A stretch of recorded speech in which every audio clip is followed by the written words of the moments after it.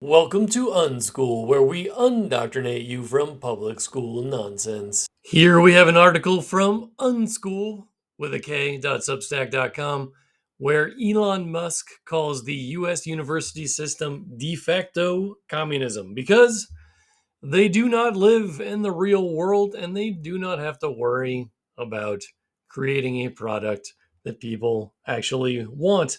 There is no risk when the government is paying your bills.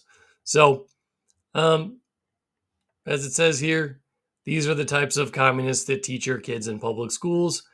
This title is terrible. Thinking of children as state assets may be the way forward. That is not a good idea at all. And here it says from Elon Musk, the elite universities are able to practice de facto communism due to their enormous endowments and massive stream of government funding. There is rarely a reality check, right?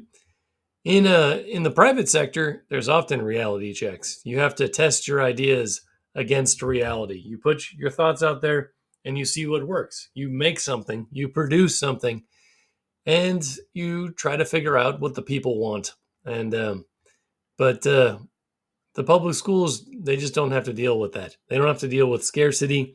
They get government funding, even when they are completely failing institutions. They continue to get more federal funding to push DEI at colleges and universities across the country. And it's a serious problem. And there's just a heck of a lot of bias these days. There are only far leftist opinions that are allowed. There aren't really conservatives on college campuses. It says here under 7% of professors at the top 20 law schools are conservative. Okay. And even beyond that, liberals are hardly allowed to speak out on campuses anymore. It's really just the far left. And that's what happens when you don't have balance in the force.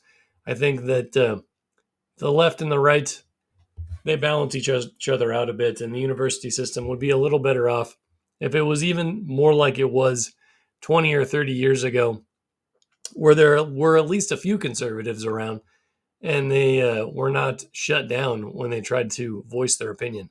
But as you can see, there just is not right-wing anyone on college campuses. It's just an incredibly tiny amount. Jonathan Haidt, who wrote Why Good People Are Separated by Politics and Religion, said that the stats are 12-1 left to right these days. And you can see the charts here.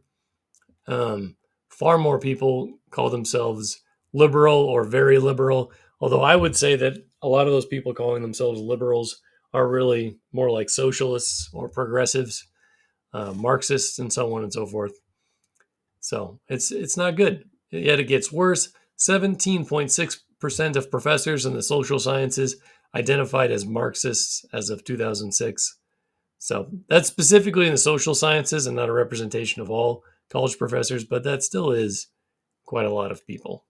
And Marxism is a failed ideology that says that we should evaluate people by their political identity as opposed to who they are as a person, right? Marxism is in opposition to Martin Luther King, who said we should evaluate people by the content of their character. So it's pretty bad. It says, he believes our universities are in crisis. This is Jonathan Haidt. There is an era of intellectual monoculture, lack of viewpoint diversity, and a lack of critical thinking. So you can see that the far left has gone way up on this graph here, and conservatives and moderates have gone down, particularly in the past 20 to 25 years, which is why the colleges are failing. Nobody wants to go. There isn't any academic freedom. So if you want to hear more, check out Unschool, and you can see the rest of this blog post. It's fairly popular. Got thousands of views and hundreds of likes so far.